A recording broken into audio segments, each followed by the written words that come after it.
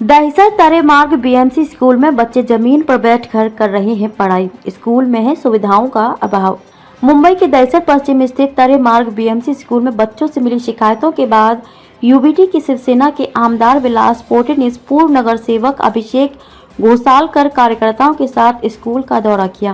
Primary school के बच्चों को बैठने के लिए बेंच की व्यवस्था नहीं है, जिसके लिए बच्चे जमीन पर चटाई के ऊपर बैठकर पढ़ाई करते दिखाई दिए। क्लास में बेंच की कमी की वजह से एक बेंच पर कई बच्चे बैठ रहे हैं। स्कूल के अंदर के शौचालय में गंदगी भरी हुई है। 1 महीने पहले ही नए स्कूल का उद्घाटन शिक्षा मंत्री दीपक केसरकर के हाथों किया गया था, फिर भी स्कूल में सुविधाओं का अभाव पड़ा हुआ है। स्कूल मधल्या अनेक पालकांची म्हणजे पेरेंट्सची आमच्या इथे तक्रार आली होती। या शाळेमध्ये मुलांना कमीत कमी बसण्याची व्यवस्था जी असते, एकेका वर्गामध्ये लहान वर्गांमध्ये कॅपॅसिटी पेक्षा जास्ती मुलं बसवलेत आणि मुलांना खाली जमिनीवर बसायला लावलेलं आहे। एज्युकेशनची व्यवस्था बरोबर नाहीये, टॉयलेटची व्यवस्था खराब आहे आणि ह्याही पलीकडे 1 महिन्यापूर्वी या नवीन शाळा अत्याधुनिक शाळा बांधली, नवीन शाळेचं उद्घाटन झालेलं आहे। 1 महिना होऊन देखील त्या नवीन शाळेमध्ये मुलांना शिफ्ट केलं नाही। त्यांना हँडिंग ओव्हरची जी हे असते ते हँडिंग ओव्हर केलेलं नाहीये आणि अनेक गैरसोयी इथे आम्हाला दिसलेल्या। आम्ही इथे एओ होते पिंपळे म्हणून, त्याच्यानंतर प्रिन्सिपल मॅडम होत्या तिन्ही डिव्हिजनच्या, आणि त्यांनी त्यांच्या तक्रारी आमच्याकडे सांगितल्यात। आम्ही त्याची पूर्णपणे दखल घेतलेली आहे आणि एओना सांगितलं, जे एज्युकेशन अधिकारी आहेत त्यांना फोन केलेला आहे, आणखीन काय इंजिनियर होते त्यांना सांगितलं जर 4 दिवसात झाली नाही तर मग आम्हाला काहीतरी दुसऱ्या दिवशी बघायला लागेल। अधिवेशन चालू आहे, या अधिवेशनामध्ये हा काही मुलांचा प्रश्न आहे, हा प्रश्न आम्ही उचलल्याशिवाय नाही। माझ्याबरोबर माजी नगरसेवक आमचे अभिषेक घोसाळकर, आमचे शाखा प्रमुख महिला आहेत, दोन्ही शाखा प्रमुख आहेत, हे सगळं आम्ही शेवटी मुलांच्या तक्रारी, मुलांच्या पालकांच्या तक्रार एका म्हणजे 270 मुलांना शिक्षक देखील कमी आहेत। 3 शिक्षक 270 मुलांना शिकवत आहेत। शिक्षकांची कमतरता, टॉयलेटची व्यवस्था बरोबर नाही, नवीन शाळा बांधली त्याच्यामध्ये लिकेजेस, लीकची व्यवस्था बरोबर नाही, कॉन्ट्रॅक्टला आम्ही सांगितलं आणि या सगळ्या गोष्टी तर जर लवकरात लवकर त्याचं त्यांनी केलं नाही तर मग आम्हाला लोकशाही मार्गाने आमच्या काय विधान परिषद, विधानसभा या ठिकाणी आम्ही एज्युकेशन मिनिस्टर केसरकर साहेबांना आम्ही विचारल्याशिवाय राहणार नाही। जसं आता पोटणे साहेबांनी सांगितलं की 15 जूनला या शाळेचं उद्घाटन झालं होतं नवीन इमारतीचं, आणि आज 1 महिना झालेला आहे। या 1 महिना होऊनही ही जुनी इमारत जी आहे शाळेची, तरेमार्ग शाळेची, या तरेमार्ग शाळेची जर आपण ऑडिट रिपोर्ट बघितला तर आज C ग्रेड मध्ये गेलेली ही इमारत आहे। कधीही या पावसाळ्यामध्ये ही इमारत धोकादायक म्हणून त्या ठिकाणी घोषित केलेली आहे आणि नवीन बिल्डिंग तयार असताना माझ्या मते या नवीन बिल्डिंगचं उद्घाटन या घाईघाईत गर्दीमध्ये त्या ठिकाणी झालं, क्रेडिट घेण्यासाठी झालं की कशासाठी झालं हा जरी गोष्ट असली तरी आज मुलांच्या, विद्यार्थ्यांच्या आयुष्याची खेळण्याचं काम आज या ठिकाणी होत आहे। आणि खरं म्हणजे अशा पद्धतीने मुंबई शहरात महानगरपालिकेवर ऍडमिनिस्ट्रेटर आहे, जे प्रशासक आहेत, ते हे शाळा व्यवस्थितरित्या चालू शकत नाही, याच्यापेक्षा दुसरी दुर्दैवाची गोष्ट नाहीये। तर माझ्या मते आज ही जी व्हिजिट झालेली आहे या व्हिजिट प्रमाणे जर यापुढे शाळेच्या प्रशासनाने किंवा शिक्षण अधिकाऱ्यांनी याच्यावर कारवाई नाही केली तर आम्ही आंदोलनाचा इशारा या ठिकाणी देत आहे। 2015 में हत्या कर फरार आरोपी 2023 में हुआ गिरफ्तार। आरोपी की जगह पुलिस की लग गई लॉटरी। मुंबई की कांदिवली पुलिस के हत्थे एक ऐसी लॉटरी लगी जिसका इंतजार कांदिवली पुलिस की टीम 2015 से कर रही थी। पुलिस ने बताया कि 6 नवंबर 2015 को दीपक कदम नाम के एक व्यक्ति की 3 लोगों ने बम्बू से पीट कर हत्या कर दी थी, जिसके बाद तीनों आरोपियों को पुलिस ने उस वक्त गिरफ्तार कर लिया था। लेकिन उसका मुख्य आरोपी को कोर्ट से जमीन मिलने के बाद से करीब 7 साल से वह फरार चल रहा था और अपनी पहचान बदलकर मुंबई से सटे विरार में रह रहा था। कांदिवली पुलिस को पता चला कि 7 साल से फरार आरोपी एसआरए की लॉटरी लगाने के लिए कांदिवली में आने वाला है। खबर मिलते ही कांदिवली पुलिस ने ट्रैप लगाकर जैसे ही आरोपी आया उसे गिरफ्तार कर लिया और आरोपी की लॉटरी लगने से पहले ही पुलिस की लॉटरी लग गई। पकड़े गए आरोपी का नाम अजय कुराडे है। आरोपी विरार में नया नाम अलियास बताकर छुपकर रह रहा था। कांदिवलीमध्ये 2015 नोव्हेंबर 2015 मध्ये एक मर्डर झाला होता। दीपक कदम नावाचा व्यक्तीचा त्याचे 3 मित्रांनी मिळून बांबूनी मारून मर्डर केला होता। त्यामध्ये मुख्य आरोपी अजय कुराडे नावाचा व्यक्ती हा 7 वर्षापासून स्वतःची ओळख लपवून राहत होता आणि कोर्टात येत नव्हता. तर आम्हाला गोपनीय माहिती भेटली होती की तो विरार साईडला कुठेतरी दुसरी आयडेंटिटी घेऊन राहत आहे. तर त्याचा सापळा रचून आणि काल तो कांदिवली परिसरात आला, त्यावेळी पोलिसांनी सापळा रचून त्याला अटक करण्यामध्ये यशस्वी आम्ही झालेलो आहोत. कांदिवली पोलिसांची टीमने ही चांगली कामगिरी केली आहे आणि अजय कुराडे नावाचा मर्डरचा आरोपीला अटक करून कोर्टासमोर प्रोड्यूस केलेला है। एक 2015 की घटना है, जब 6 नवंबर 2015 को एक दीपक कदम नाम के व्यक्ति की कुछ 3 लोगों ने बांबू से पीट कर हत्या कर दी थी। उसका मुख्य आरोपी अजय कुराडे वो कोर्ट से जामीन के बाद से फरार चल रहा था करीब 7 साल से, और कोर्ट में भी ट्रायल में हाजिर नहीं रहते हुए कहीं तो अपनी आइडेंटिटी छुपा के रह रहा था। कांदिवली पुलिस ने गोपनीय सूत्रों के द्वारा इंफॉर्मेशन निकाल कर कल उसको अरेस्ट करने में सक्सेस प्राप्त किया है। विरार साइड में वो अपना अलग नाम, नया नाम लेकर, अलियास लेकर वहां पर छुप के रह रहा था।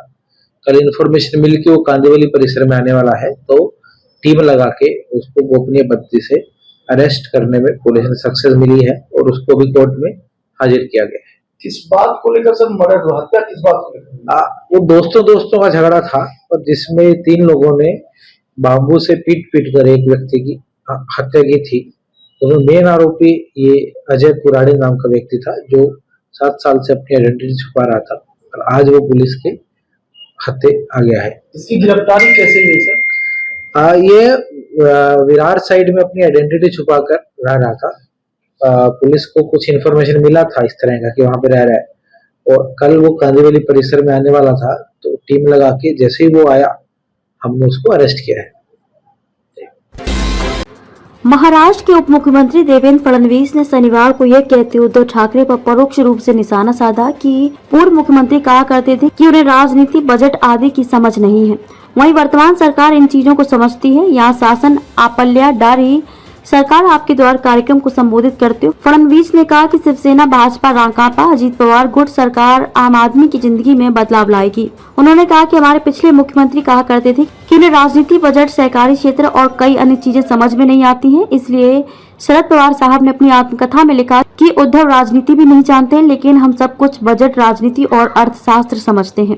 उन्होंने कहा कि वर्तमान सरकार प्रधानमंत्री नरेंद्र मोदी के नेतृत्व में काम कर रही है, जिन्होंने कई कल्याणकारी योजनाएं लागू की तथा उन्हें गरीबी हटाने का श्रेय जाता है। फडणवीस ने पिछले साल सत्ता में आने के बाद राज्य सरकार द्वारा उठाए गए कई कदम भी गिनाए। उन्होंने कहा कि हमने आंगनवाड़ी कर्मियों तथा कोतवालों का मानदेय बढ़ाया, हमने MSRTC बस यात्रा में महिलाओं के लिए आधे किराए की छूट दी तथा 75 साल से अधिक उम्र के बुजुर्गों के लिए मुफ्त यात्रा जैसे निर्णय लिए।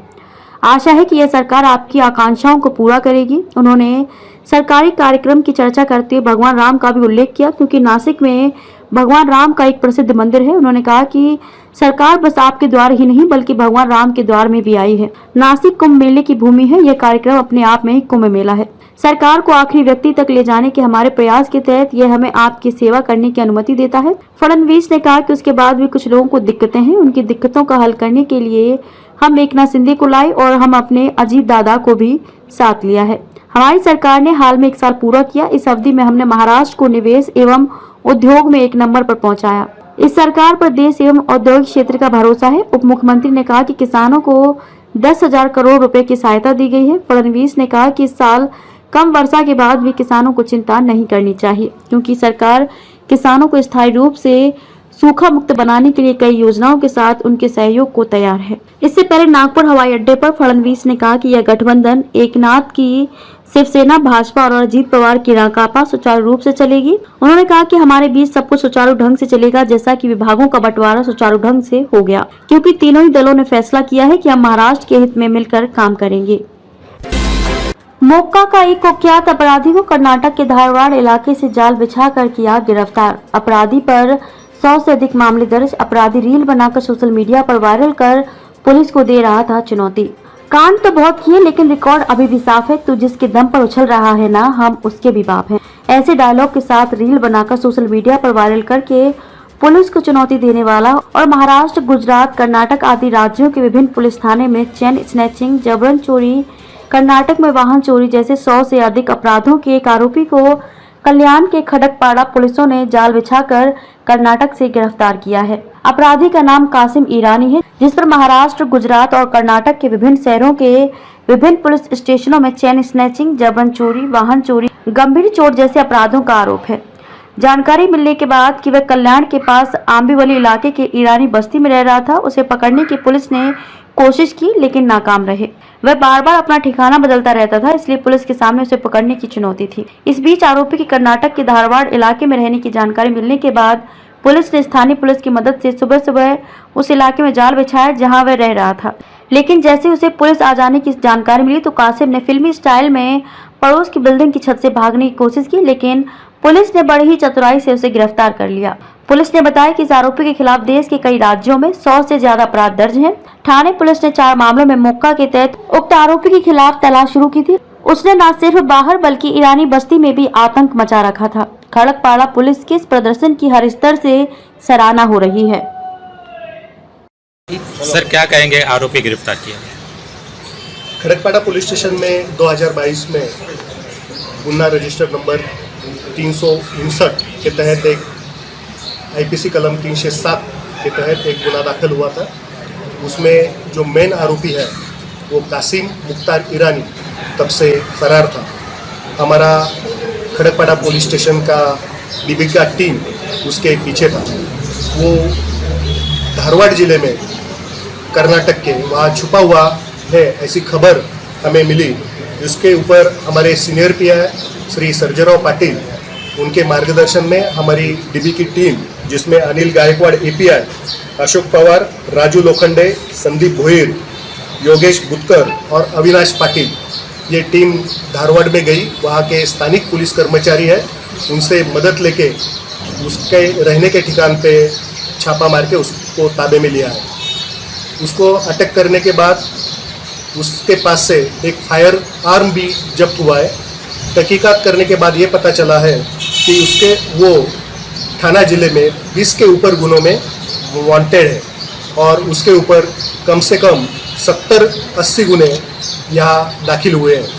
वो सिर्फ महाराष्ट्र में ही नहीं तो अन्य राज्यों में, कर्नाटक, तमिलनाडु, ये राज्यों में ही उसने बहुत सारे चेन स्नैचिंग के गुने किए हैं।